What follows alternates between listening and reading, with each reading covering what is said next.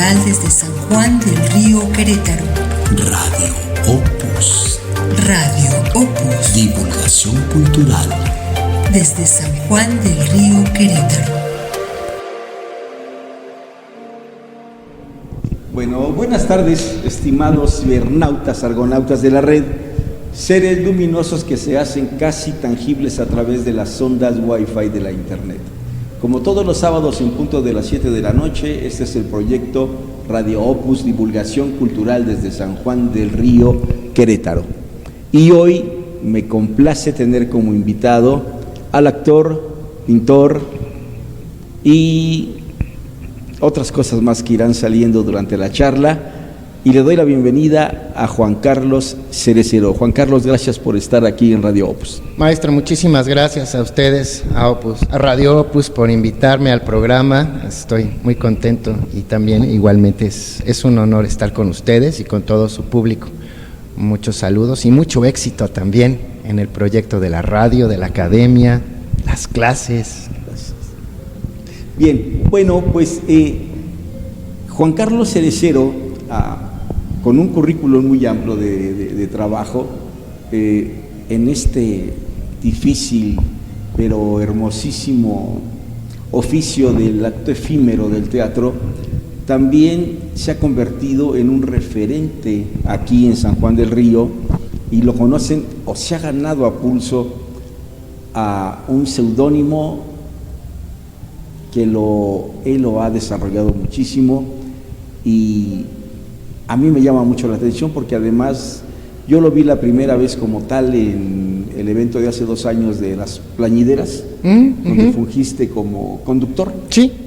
Y bueno, bien en carácter, con una vestimenta ¿qué siglo te parece? Finales del 16. Finales del 16, por ahí ya. Genial.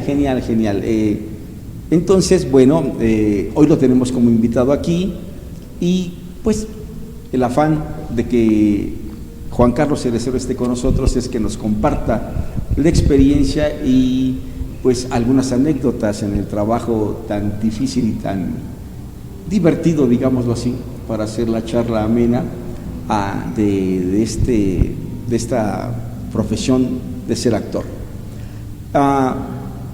Por ahí estuve leyendo algunas cosas de tu hoja de trabajo, y platícanos primeramente, Juan Carlos, para iniciar la charla, acerca del grupo NAC, 1000 años de teatro. Ajá. Donde das tus primeros pasos como actor, con 2 puestas en escena.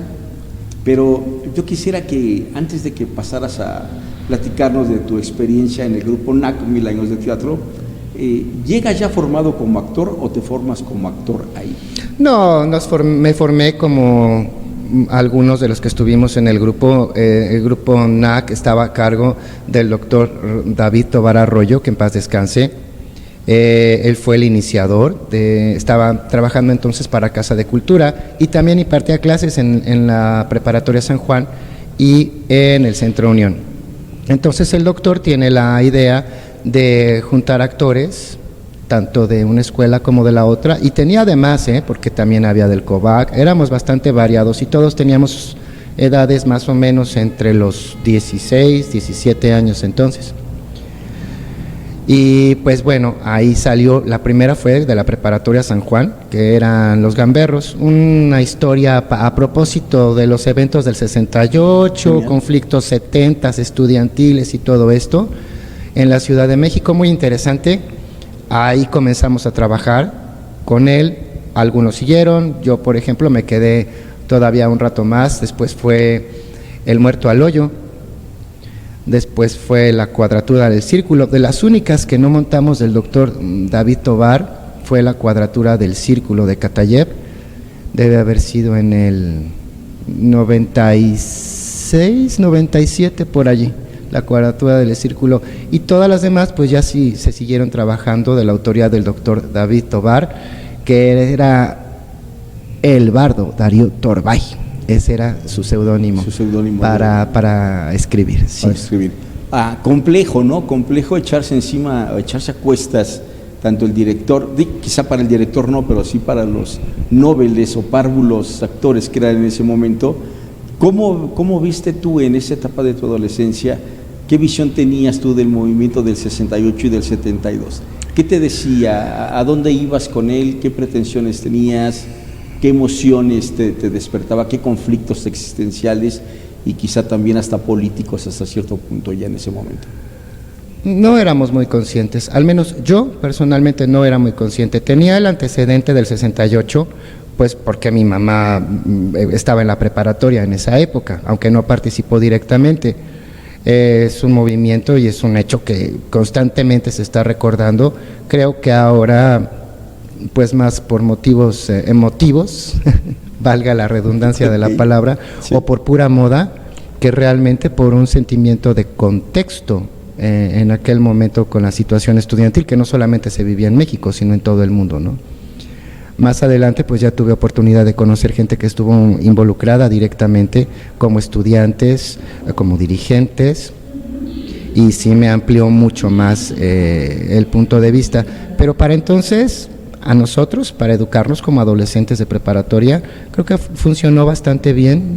No teníamos una visión tan borrosa de lo que era el movimiento. Desde el punto de vista estudiantil, porque así lo manejó el autor, el doctor David, y desde el punto de vista de los maestros y de los adultos de aquel momento, que no estaban muy de acuerdo con esa situación, porque estaba involucrada autos, drogas, rock and roll, todo eso, ¿no? Que era parte del asunto, pero era nada más como un accesorio. Realmente el tema de fondo era la cuestión estudiantil y la represión que se estaba viviendo en aquel momento.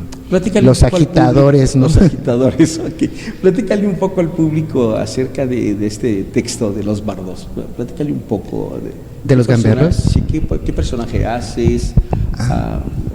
Bueno, a mí me tocó hacer un personaje que era el Jícamas, pues es el que llevaba prácticamente la parte cómica de la obra, porque todo lo demás eran discursos constantes, ¿no? Entre noviazgo, entre cuestiones académicas, entre puntos de vista sociales que tenían los personajes, y por ahí participan en una matanza en un bar, y es donde ya toda la bomba truena, ¿no? Por supuesto, está más cargado al punto de vista tradicional, ¿no? De cómo debe comportarse el estudiante y hacia dónde debe ir. Pero es un texto bastante enriquecedor. Lo escribió el doctor Tovar en los años 70, despuésitito del 68. Despuésito del movimiento del 68. Sí. Y en el 72 pues se repite una agresión más al movimiento estudiantil, ¿no? Genial. ¿Por qué te pregunto esto? Porque siempre es importante, nos define, nos aclaras el texto y el público lo entiende un poco más, ¿no? Porque siempre el tema del 68 pues se vuelve recurrente y a veces se vuelve una moda, como dices, ya lo plasman en playeras y entonces empieza a perder el sentido de lucha o de sueño de cambiar un mundo en esos momentos. Esa fue la gestación de los 60, 70, ¿no? ¿Será que cuando se vuelve mediático o más media ya pierde, se desvirtúa? ¿Será cierto? Creo que lo desvirtúa el ser humano o las nuevas generaciones, ¿no? Son fenómenos que suceden. A veces le cuesta al joven 30 años después inconformarse por algo que pasó que él no lo vivió. Y comúnmente no, y que la condición del estudiante ahora es muy distinta a la de aquel momento. Distinta, ¿no? Sí. Totalmente distinta. Creo que ahí es donde el movimiento como tal creo que no se desvirtúa, es un hecho histórico y es no me gusta usar la palabra porque suena político, un parteaguas en la forma de hacer política y de conseguir logros, ¿no? Cuando hablo de desvirtuarse o que se vuelve moda, pues es el ponértelo en una playera y lucirlo sin tener ningún conocimiento de lo que estudió, simplemente porque no te interesa y simplemente porque está de moda o porque te gustó la playera, porque dice 68 y bueno, eso, la Paloma de la Paz y el 6 y el 8 te remiten inmediatamente a algo, a algunas generaciones, ¿no? Pero vamos a hacer un corte para ver un poco de fotografías de nuestro invitado, y también por allí más adelante les presentaremos un video de su trabajo como actor. Vamos a un breve espacio y regresamos para seguir platicando con Juan Carlos Cerecero. Muchas gracias.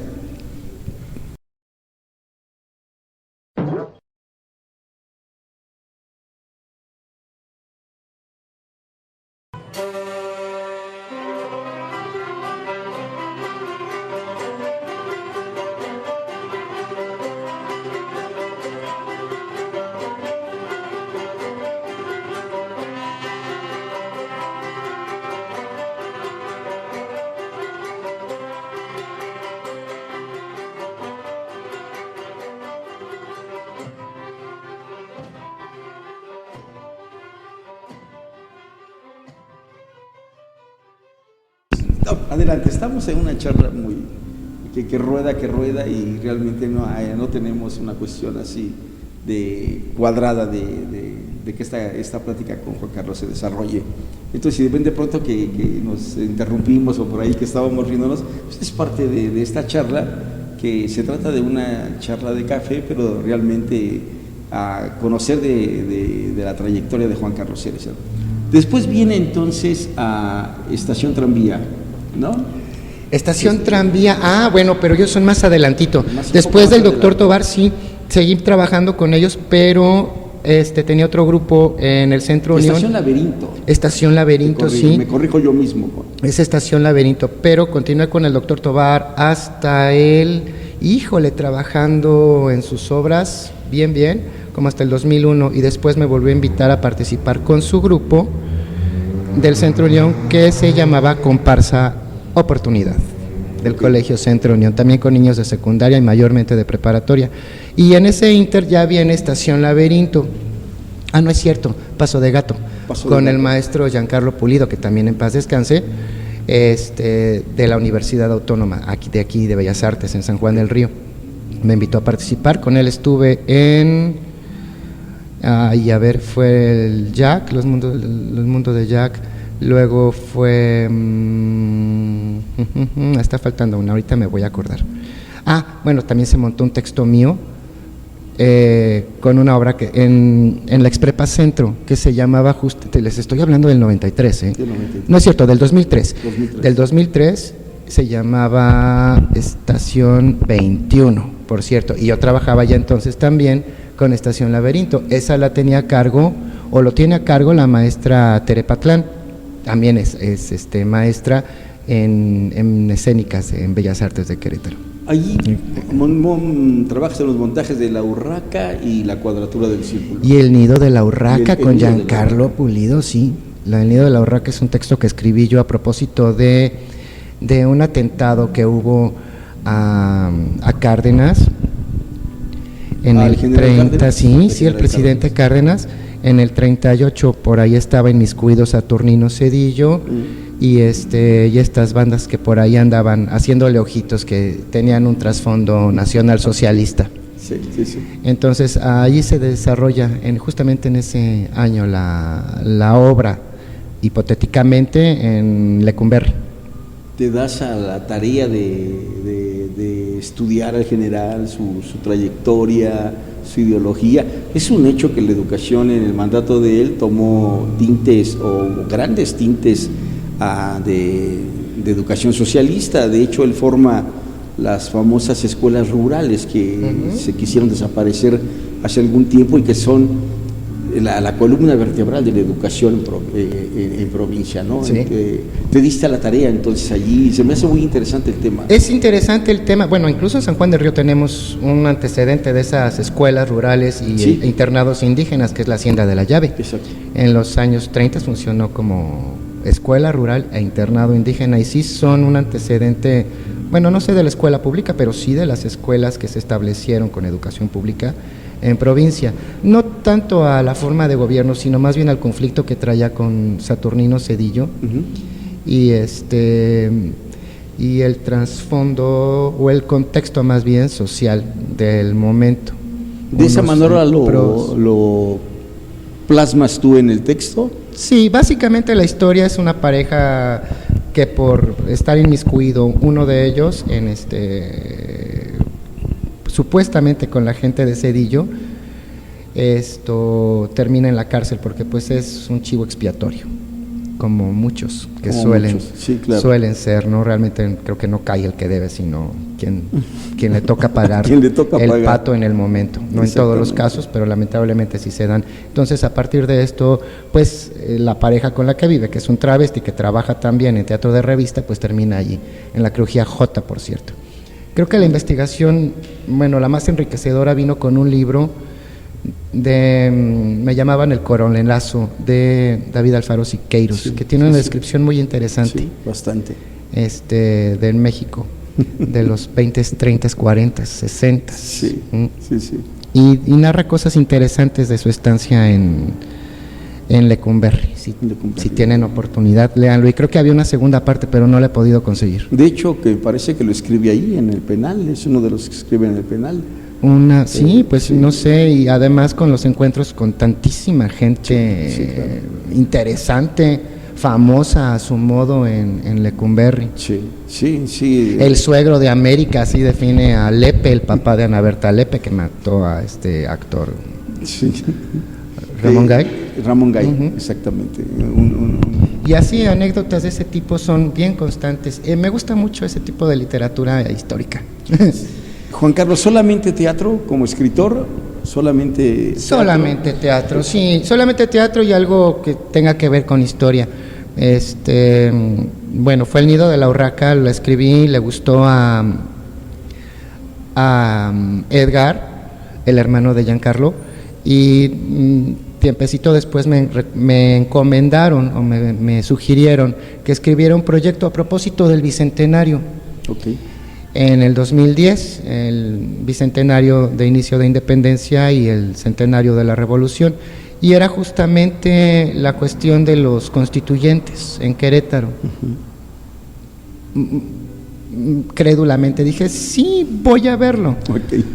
Sí, pero cuando me tuve que enfrentar a los 2 tomos del Diario de los Debates para empezar, fue cuando empecé a sudar la gota gorda todas las madrugadas. ¿Qué voy a hacer? Dijiste. Pero una cosa lleva a la otra, porque los datos de un libro te remiten a otro, te mencionan personajes que escribieron también su estancia durante el constituyente, eran periodistas, profesionistas, gente que le gustaba escribir, periodistas.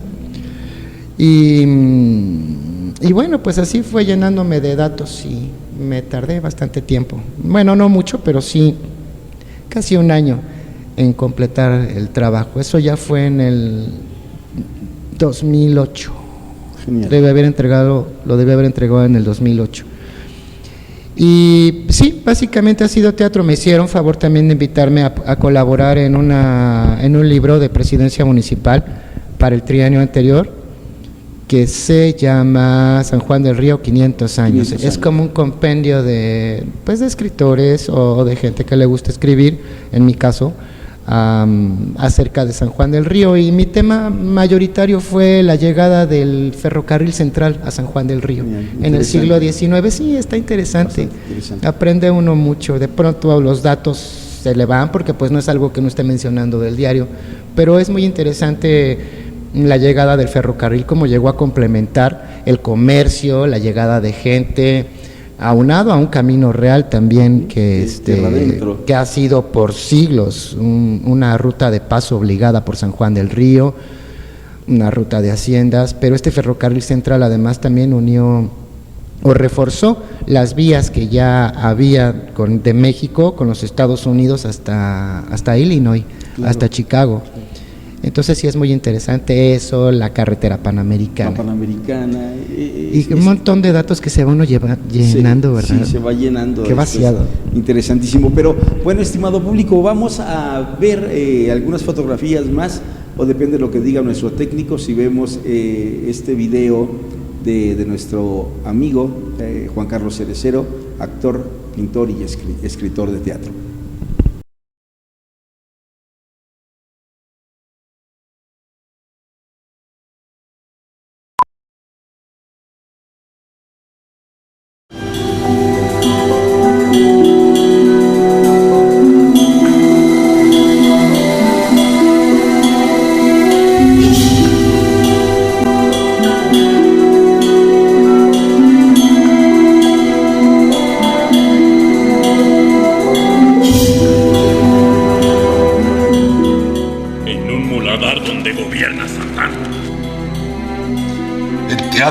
olvide, lo han convertido en un herradero. ¿Qué ha sacrificado usted, señor Carranza?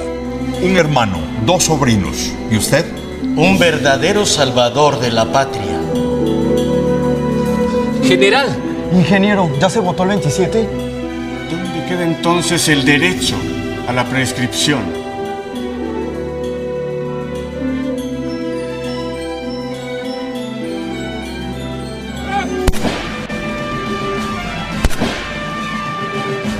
¡Compra el constituyente!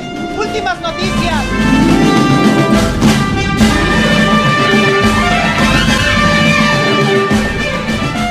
Se convoca al pueblo de México a elegir diputados a la Asamblea Constituyente, la que deberá reunirse en la ciudad de Querétaro y quedar instalada el 1 de diciembre de 1916. Los bienes que corresponden a Dios.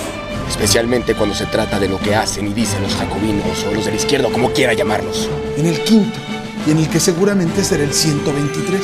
Luego Carranza salió del Congreso con la cola entre las patas. Ha sido rechazado por el Congreso de Querétaro. A partir de hoy se escribe otra página en la historia de México.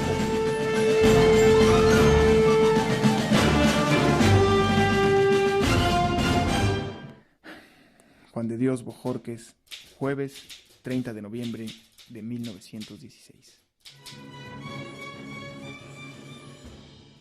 Y después la pasión por la pintura. Esa fue mi primera, maestro. Yo lo llamaría pasión, sí, porque pues uno deja tiempo. ¿Desde niño?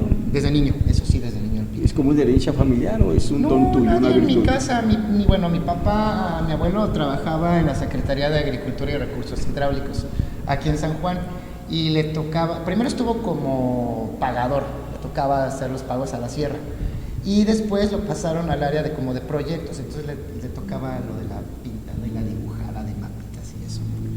Pero yo creo que lo que siempre influyó es que me festejaba todo lo que me gustaba. Y por ahí, pero sí desde niño, También me acuerdo cuando me llevaba mi mamá a Ban Rural. Bueno, Recursos Hidráulicos está donde está ahora la Mesoamericana, en 16 de septiembre. Ok, ahí diste clases. clases. El edificio, ahí di clases también en la Mesoamericana, muchos años después. Y el Ban Rural, desde entonces Ban Rural, sí. Está en la Casa de las Diligencias, acá en Juárez.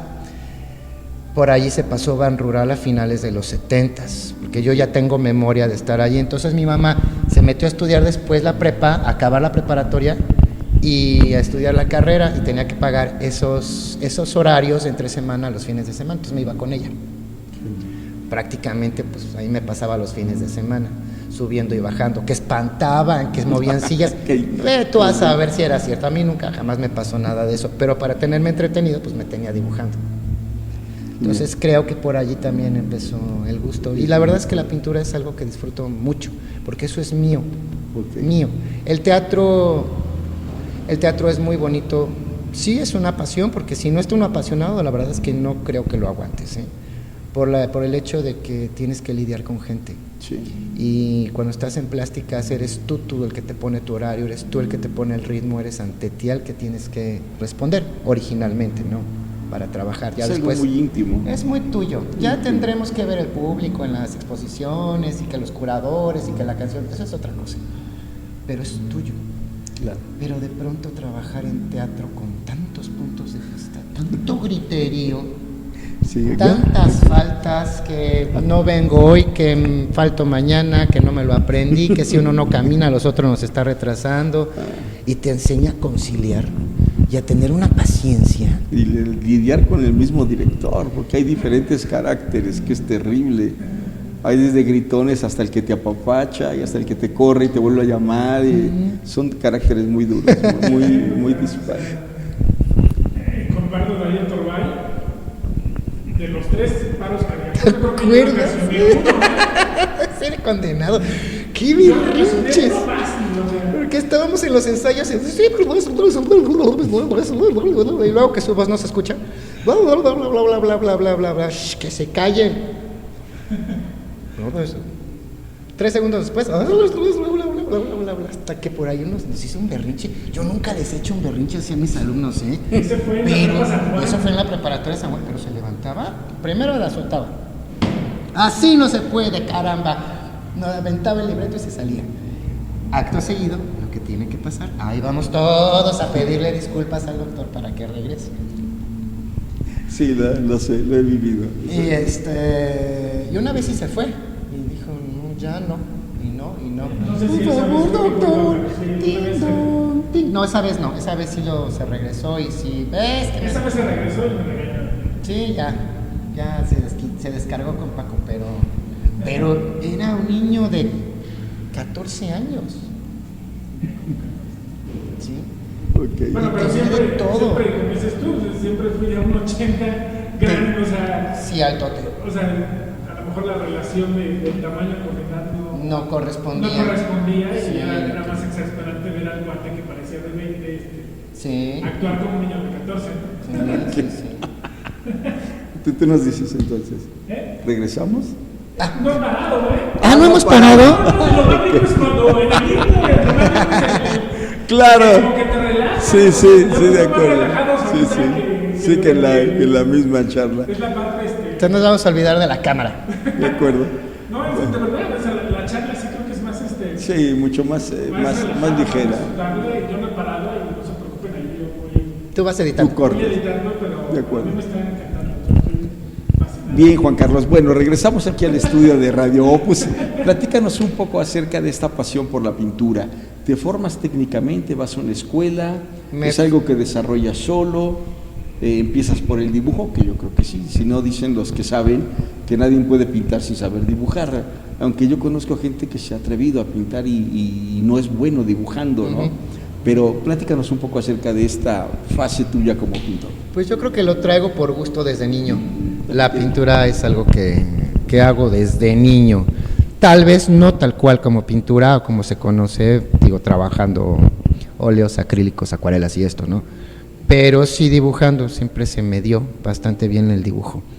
Me encanta la figura humana. Más adelante, pues bueno, paisaje, abstractos, me gustan mucho los abstractos, creo que le dan a uno mucha libertad de trabajo, de hacer composiciones, más allá de la cuestión que traiga uno acá en la cabeza, ¿no? De que quiero trabajar, si formas, y monocromías y todo esto, da bastante libertad y le agradezco mucho al abstracto que me dé esa posibilidad de ser, de decir lo que yo quiero, sin tener que ceñirme a una forma o a lo figurativo, pues. Sí, exactamente.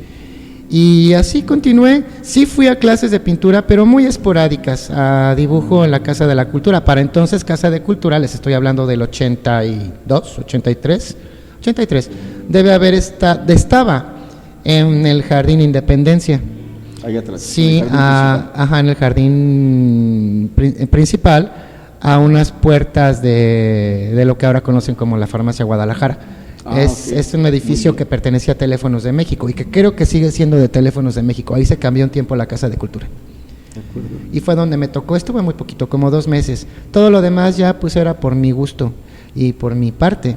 Ya después, en los 90s, entré al grupo del arquitecto Jorge Villanueva, que es muy buen acuarelista, es paisajista. Y él trabaja en Querétaro, pero se venía a darnos clases a casa de Ani Conchello, para entonces, que también en paz descanse, y ahí estuve un par de años. Básicamente con él trabajé acrílico y mayormente pastel. Y de ahí salió mi primera exposición individual, que fue de pastel, y otra de batik también. Ya me gusta mucho el batik. Así que ya has vivido esa difícil situación de poner a la vista del público el trabajo, ¿no? Porque nunca sabes qué va a suceder, nunca sabes cómo te van a tratar, y es el riesgo de exponer, ¿no? De exponer el trabajo, pues porque no falta que llegue el crítico que sabe y que es muy ácido. Sí, claro. Hasta la gente que opina sin saber nada, o la gente que va y disfruta simplemente el color, alguna forma, comúnmente en lo abstracto, pues te quedas. A mí sucede que me quedo viendo los cuadros un buen rato, no me interesa mucho analizarlo, intentar descubrir qué es el autor o quién es, a dónde va o qué quiere, me gustan las formas nada más allí, de pronto muy sugerentes el juego de colores y este tipo de cosas, aunque yo me inclino más por el impresionismo, por lo subversivo que fueron, por romper con la academia, con todo el claroscuro, mandarlo al diablo y decir luz, luz, luz, luz y más luz, ¿no? Y bueno, fue un pecado mortal de los textos de este grupo, Van Gogh, Gauguin, Lautrec, de toda esta gente, ¿no? Que fueron pues tachados de malditos, ¿no? Atentar contra la academia, contra la forma en que se debe de hacer, el claroscuro y obviamente que la pintura sin sombra, pues no es pintura, dejaría de existir como tal, ¿no? Pero, ¿cómo te fue en las exposiciones que has tenido? En la primera exposición me fue bastante bien, se llamó Mujeres, Ángeles y Mimos, fue aquí en Casa de Cultura. Para entonces me hizo favor de organizarla Juan José Ugalde, que también en paz descanse, tuvo muchos años en Casa de Cultura y encargado de los eventos de feria. Yo creo que acá nuestro máster de audio y productor se acordará sí. También de ellos, porque nos prestaban el centro histórico para hacer obras. Fue muy bonito, es uno de los mejores recuerdos que he tenido con los que me quedo en exposiciones. Hay otras a las que me han dado obra, pero yo no he podido ir.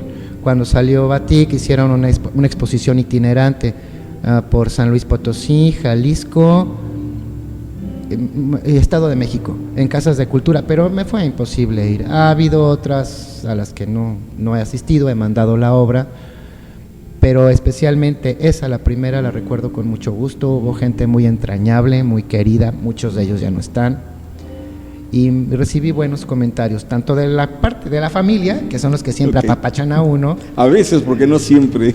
Y de parte de críticos también, sí, con toda la razón del mundo. Me decían, pues te falta todavía, pero pues ahí la llevas, ¿sabes qué? Aquí hay un problemita con la proporción, aquí, y se agradece porque son los comentarios que nos hacen crecer. Si nos dijeran, vas muy bien y lo estás haciendo estupendamente todo el tiempo, pues hay un terrible riesgo de estancarse. Sí, entonces la crítica siempre es muy buena. Yo no tengo mucha oportunidad de ir a exposiciones, pero cuando voy la verdad es que voy a disfrutar el trabajo, en ponerme a analizar la técnica. Pues la verdad es que no es tanto, que lo hagan los críticos, claro, pero uno como espectador tiene todo el derecho de decir, esta obra me gusta, esta obra no me parece tan atrayente, o de plano no me gusta. Claro. No necesito saber de pintura o de música o de teatro para saber cuándo algo no me gusta. Claro, y los niños son especialistas en eso. Si un niño se levanta de la sala empezando la obra, es que es mala, decía un director. Porque no te captó desde la entrada, llevaste a un niño a ver una obra que no le va a entender, exactamente, sí, o que de plano no está en sus intereses. Exacto, y lo mismo es la pintura, y lo mismo es la música, y lo mismo es todo este oficio, el ballet, toda la gama de disciplinas que hay. Bien, Juan Carlos Cerecero, ahora te has convertido en una leyenda, no quiero decir urbana porque San Juan es pequeño todavía a comparación de Querétaro, y obviamente no se puede comparar con la cosmopolita Ciudad de México. Además, yo pienso en San Juan, te soy honesto, de la vía para abajo. Lo de ahí arriba no me interesa porque estéticamente me causa una depresión enorme la forma en que fue construida, y me gusta el San Juan Viejo, la parte de la vía hacia allá hasta el límite con Canal de Santa Clara, ¿no? que es el San Juan Viejo, donde todavía hay extensiones de tierra de labor de aquel lado, detrás de los centros comerciales, de galerías, San Juan allá y estas hacia partes, la venta, sí. Hacia Santa Matilda, el barrio de La Concha, donde vivo yo, muy silencioso, muy callado, lleno de festividades todo el año de santos, que uno le pierde la cuenta qué santo es, porque la patrona es la Concepción, pero todo el año hay el 8 de diciembre desde las 5 de la mañana ya están con los ojos bien abiertos por los cohetes, ¿verdad? Exactamente, y la banda a las 4 de la mañana son capaces de pasar a todo lo que dan, ¿no? Contando leyendas de San Juan, en este proyecto de leyendas se llama como tal, ¿no? Platícanos del recorrido y platícanos de tu trabajo. ¿Cómo toma la gente esta cuestión del actor en un camión en movimiento? ¿Cómo logras desarrollarte? Platícanos un poco de este trabajo, que bueno, pues ahora es el trabajo casi emblemático en el que estás, aparte de enseñar como profesor de teatro y otras cosas, ¿no? Pero platícale un poco al público de esto. Bueno, es un proyecto que ya cumplió 14 años. Empezamos en el 2005 y entonces el coordinador de turismo en el municipio, mi jefe y mi amigo Gustavo Ríos, me hizo favor de invitarme al proyecto que tenían, porque ya estaban los City Tours desde mucho antes, pero un proyecto de leyendas por la noche que fuera recorriendo las partes principales del centro de San Juan y todo esto, pues se le ocurrió a Gustavo, ya también era un proyecto que había desarrollado en la universidad, y pues implementarlo en San Juan del Río. Y a la primera pregunta de cómo lo toma la gente ahora, como algo que creo que ya es parte de la vida nocturna de los fines de semana en San Juan del Río. Para entonces no les voy a decir que recibimos reprobaciones o que no había aceptación, pero creo que sí había algo de incredulidad a cuánto va a durar el proyecto, de verdad va a generar turismo o va a jalar turismo. Y yo les puedo decir con toda certeza, después de estos 14 años, que hay mucho turismo en San Juan del Río, por el hecho de que hay mucha gente que ha adoptado a San Juan, que lo ha elegido como su tierra de vivir y para formar una familia, y estas familias tienen parientes en otros estados o incluso en el extranjero. Claro. Entonces, de que vienen a visitarlos por la razón que sea. Por las empresas, bueno, pues hay muchos también que vienen de lunes a viernes, pero no pierden oportunidad que en algún momento vengan las familias también a conocer la ciudad donde viven.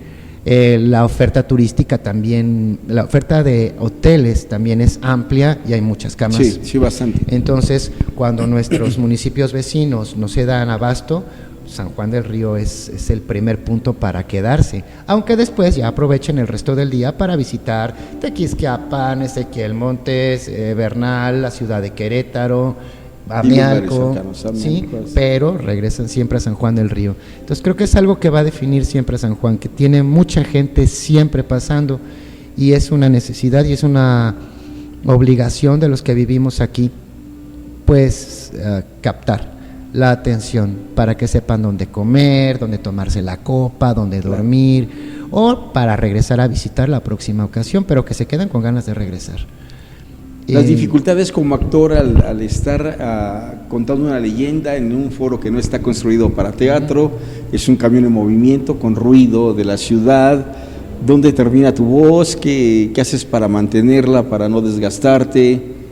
Platícale un poco al público estas dificultades. Híjole, primero estar acostumbrado. Si bien la gente de pronto no creía van a durar, yo también decía, caray, como que ya me rompiste la seguridad de mi forito, así a la italiana, donde incluso todavía pues nos acostumbraron a trabajar, ¿no? Con el concepto de cuarta pared, tu público allá y yo acá.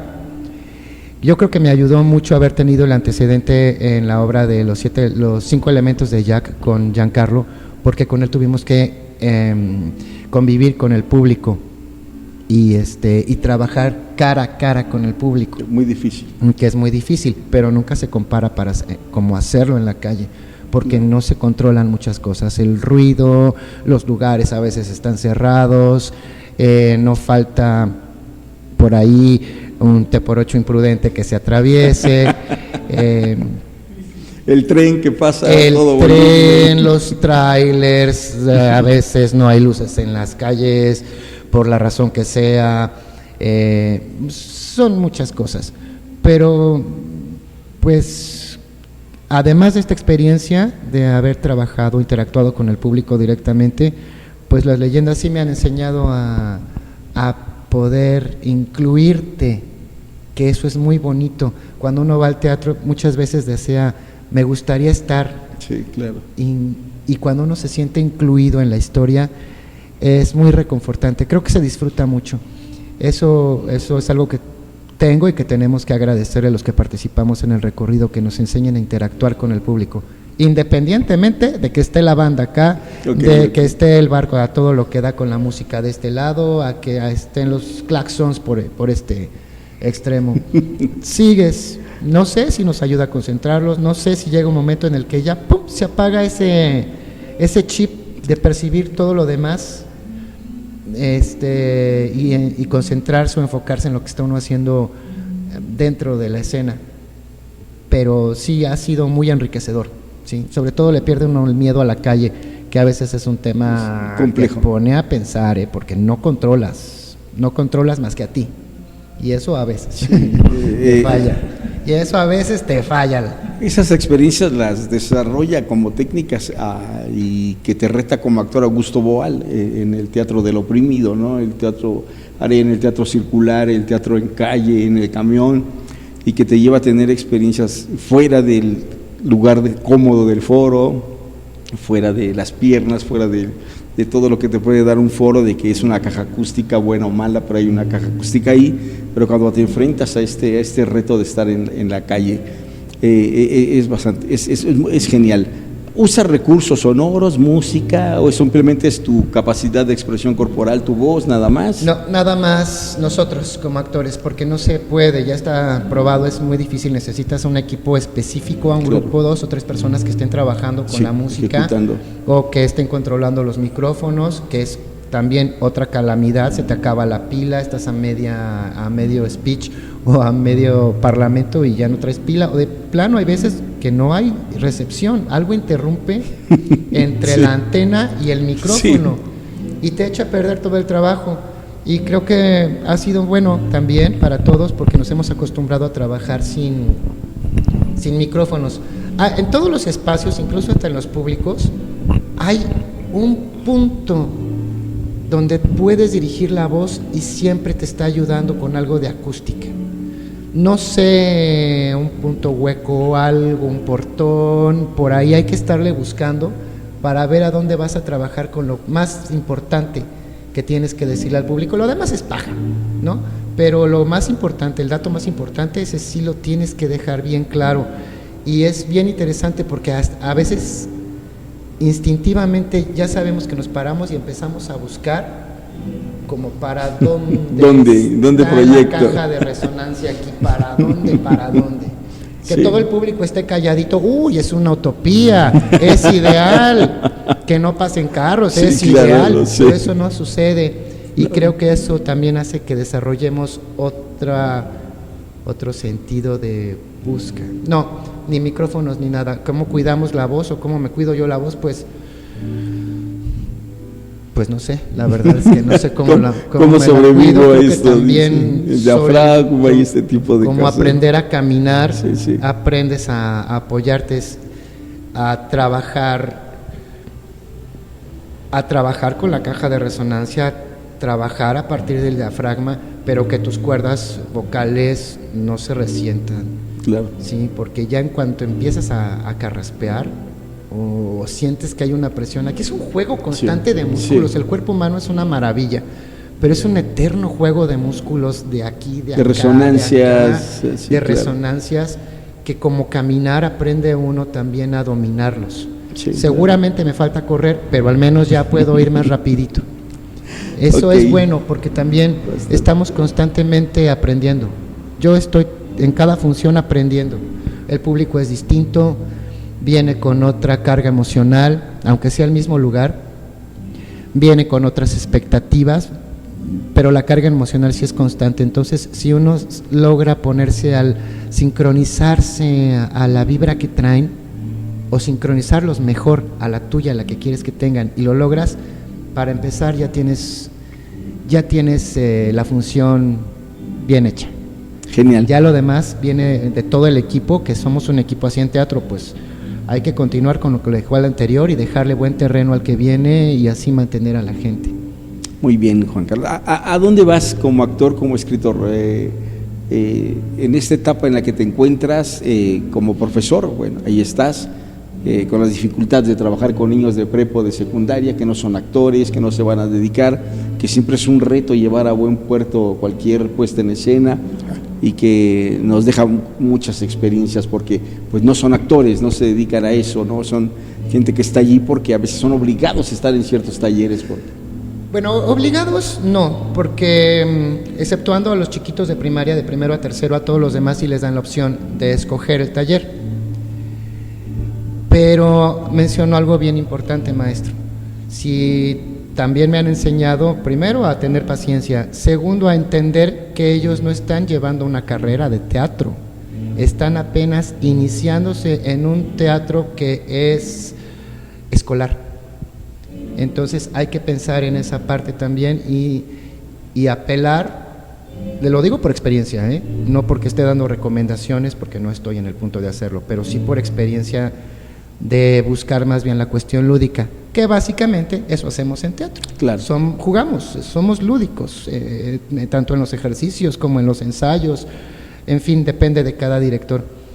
Y pues ahí ya también acomodarles algo del programa de artes que venga por parte de la SEP o de tus propias planeaciones. Pero creo que es lo primero que hay que entender. A mí me costó unos 2 añitos entender que no van a ser actores. No les estés dando algo que para empezar no tienen en dónde acomodar porque les falta experiencia. Claro. Y conocimiento en historia. Y entonces sí, ya empieza uno a acomodarlos a los intereses de los niños. Sí. Y le echan ganas, sí le echan ganas, es difícil, hay unos que no quieren, como en todo, tenemos también como docentes de alguna disciplina, y yo creo que todos nos hemos enfrentado a eso. Llegas con muchas ganas el alumno, el primer día, sí, quiero aprender a tocar guitarra, pero el primer día ya quiere tocar cosas difíciles. Sí, claro. Como cualquier guitarrista de rock, sí, imagínate nada más. Y generalmente queremos el objetivo, pero nos cuesta trabajo el proceso. Claro. Y las disciplinas son de procesos constantes. Se acaba uno, viene otro proceso, y así es un eterno estar pasando por prueba y error hasta que ya se nos llame a estar fuera de este mundo, ¿no? Y nunca vamos a terminar de aprender. Metas en lo inmediato o a futuro que tengas, Juan Carlos, en tu disciplina como actor y como docente. Metas, pues son muchas. Ahorita pues estamos cargados más bien a que los muchachos, a que mis alumnos saquen sus proyectos. En lo personal, pues mi meta a corto o mediano plazo pues es continuar con el Diablo, seguir aprendiendo con el Diablo, y si viene algún proyecto interesante al que valga la pena invertirle tiempo, pues entonces sí, me aviento, ¿cómo no? Sí, por supuesto, porque ya el tiempo está agotado. Quien diga que voy a dar clases de artes, cualquier arte o cualquier disciplina en una escuela y voy a tener muchísimo tiempo libre, es una mentira. Piénsenlo 2 veces, porque sí requiere muchísimo trabajo, maestro, y usted lo sabe como docente. Desde estar buscando una obra adecuada a estar haciendo la planeación de los ensayos,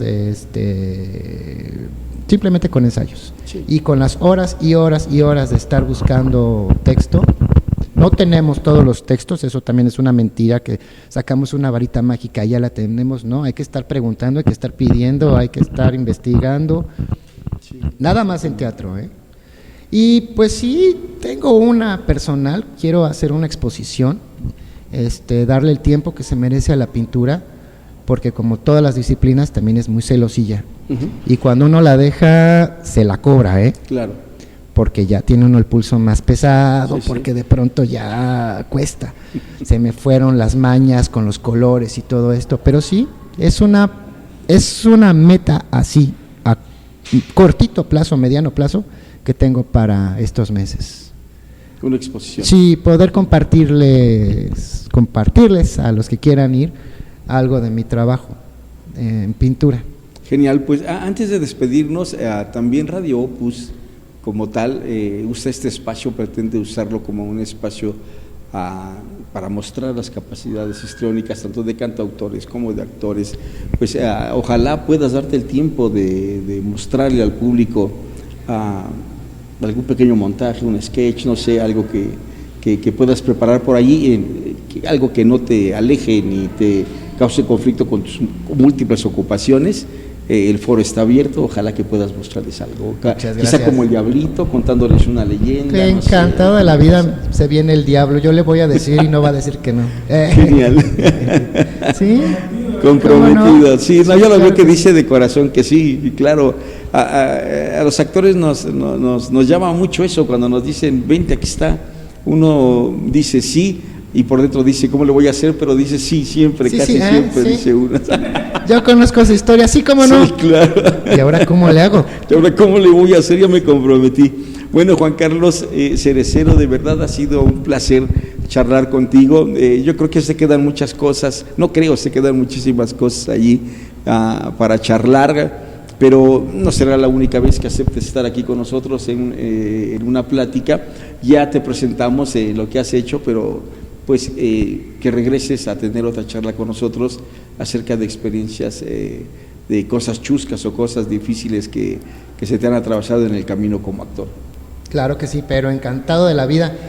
Tenemos cafecito, claro. Tenemos buena charla, buena compañía, pues ya que más se puede pedir. El técnico encargado del audio y de todo fue tu amigo en teatro, sí, y lo conoces de años. Sí, desde que estaba en la secundaria ese técnico. Bien, muy bien. Me llamó mucho la atención que siempre ha medido lo mismo, eso fue lo que me llamó la atención. Era un chavo de 3 años con la misma estatura. Con la misma estatura, sí, era muy alto, sí, era genial. Muy alto, cómo no, y sigue siendo muy alto. Nuestro técnico y productor de Opus Finale. Opus Finale. Ok, bueno, estimado público, espero que hayan disfrutado de esta charla con Juan Carlos Cerecero como la disfruté yo, como la disfrutó nuestro técnico Frank, que yo le digo Frank de cariño, aunque sé que se llama Francisco, pero siempre le digo Frank, porque esta gente que no se ve, como la tramoya en teatro, que siempre es el actor, ¿no? Tú sabes todo, la bronca de producción que hay detrás, y esa gente que nunca se ve y que sin ellos las puestas en escena no serían un éxito. No, definitivamente ni las puestas, ni las obras, ni lo que vemos en televisión, ni lo que vemos en cine, porque es un mundanal de gente comprometida, sí. ¿Algo que le quieras decir al público antes de decirles adiós o hasta pronto? Pues nada más que muchísimas gracias por su atención. Estamos por Facebook ahora mismo, ¿verdad? Y pues muchas gracias. Y también pues decirles desde mi punto de vista y desde mi experiencia, pues a veces cuesta trabajo porque ponemos 1000 pretextos de tiempo. Hoy no puedo aprender a hacerlo. Tengo ganas de dibujar, tengo ganas de aprender a tocar la guitarra, tengo ganas de cantar porque además me encanta, y ya me han dicho que tengo voz de cotorro herido o lo que tú quieras. Pues no dejen que les bajen así las expectativas, háganlo, porque de cualquier manera el tiempo sigue pasando, haciéndolo o no haciéndolo, intentándolo o no intentándolo, de todas maneras nos estamos haciendo viejos. Pues mejor que se emplee el tiempo en algo que tú quieres y que no sea el pretexto de tengo exceso de trabajo, no tengo dinero, o tengo muchas ocupaciones, o ya no estoy en edad de eso. Siempre estamos en edad para aprender algo nuevo, y sobre todo si es algo creativo. Exactamente. Porque es inherente a nuestra calidad humana, ser creativos. Ser creativos, que todos, dice el dicho que de músico y poeta o de algo así, todos tenemos un poco, ¿no? Bueno, pues te agradezco mucho nuevamente, Juan Carlos Cerecero. Yo soy su amigo Rafael Cacho Flores, y antes de despedirme les recuerdo, como siempre al final de cada programa, porque es muy importante recordar que solo con el corazón se puede ver bien, lo esencial es invisible a los ojos. Gracias nuevamente, Juan Carlos, nos vemos en la próxima. Muchas gracias a ustedes.